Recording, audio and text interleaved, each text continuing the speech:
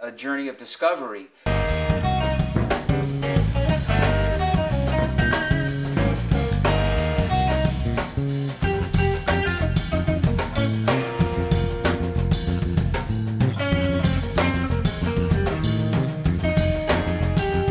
One thing I like to say, and you know, these are sort of like blanket sort of comments that, you know, you can shoot holes in, but basically jazz is African rhythm with European harmony on top. And I think that a lot of jazz players hearing that would maybe debate that or say that's too easy a definition. But, you know, largely a large part of jazz is sort of like this African rhythmic thing fused with a European sort of harmonic background. Jazz is also an improvised music. And that's not unique. You know, the improvisation aspect of jazz is not unique. There's lots of classical music, especially sort of like, and I'm not a classical music expert in any stretch of the imagination, but I know that there's a lot of sort of like organ music, I want to say like Bach stuff, that they would have sections that would literally say improvisation on D minor. And you would just like make some stuff up, you know, based on the, you know, surrounding structure of the song. So improvisation is not unique to jazz, but in today's time, it is. You know what I mean? And again, you know, they have these bands called jam bands, and they're sort of like a combination of sort of like rock and jazz. It used to be called fusion, but they don't call it that now. And there is improvisation, sort of, you know, like in rock bands, the guitar player gets to take a solo. Well, that's usually improvised.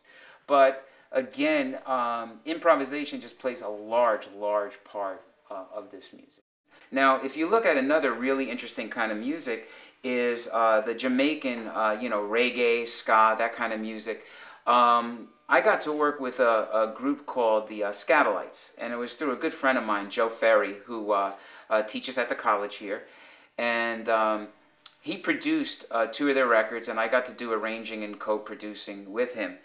And so these people originated this sort of ska, which became rocksteady, which became reggae. And what they told me was they took pop music and fused it with their folk music. And that's how it became this sort of... So again, it was another fusion, you know, of where they had their traditional music and it got mixed up with the music of other cultures. And that's basically what jazz is.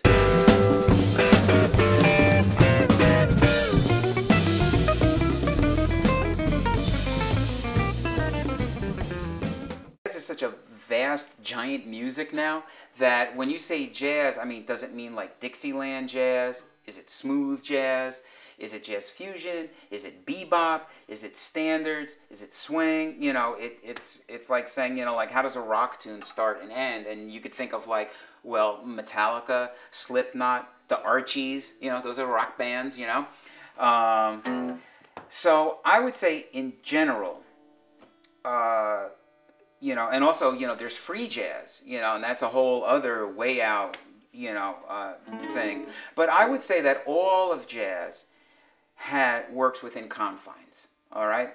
Typically, you have a melodic structure and a song structure, okay? So the best example, or an easy example would be, say, you know, there's a song that every kid learns to pound out on the piano, Heart and Soul.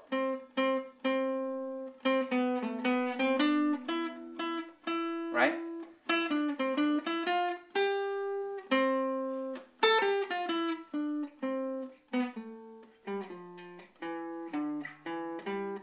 Something like that, okay? And there's a chord structure that goes with it.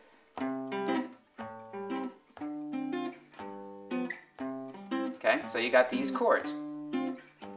So if you were starting the song, the jazz guy would set up the chords.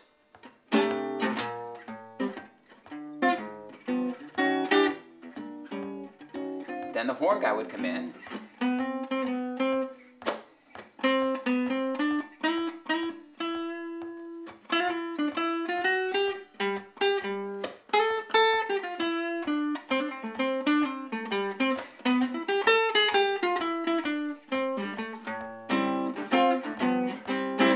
You know, and on you would go, right? So you state the melody.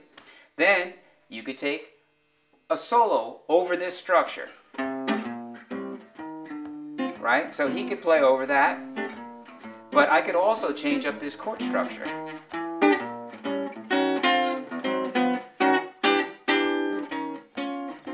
Or just pedal.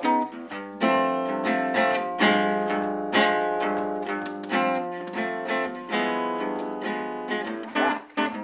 So you're in and out of this sort of structure. So you can think of it like a conveyor belt.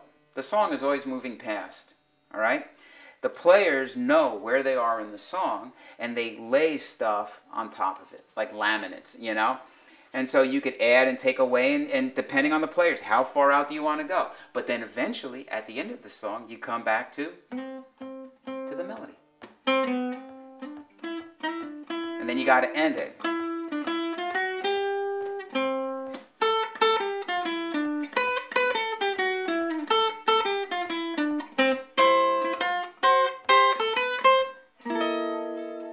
And you come up with an ending, you know what I mean? And there's like standard endings that people use, you know, like I just did, you know, or, you know, corny endings,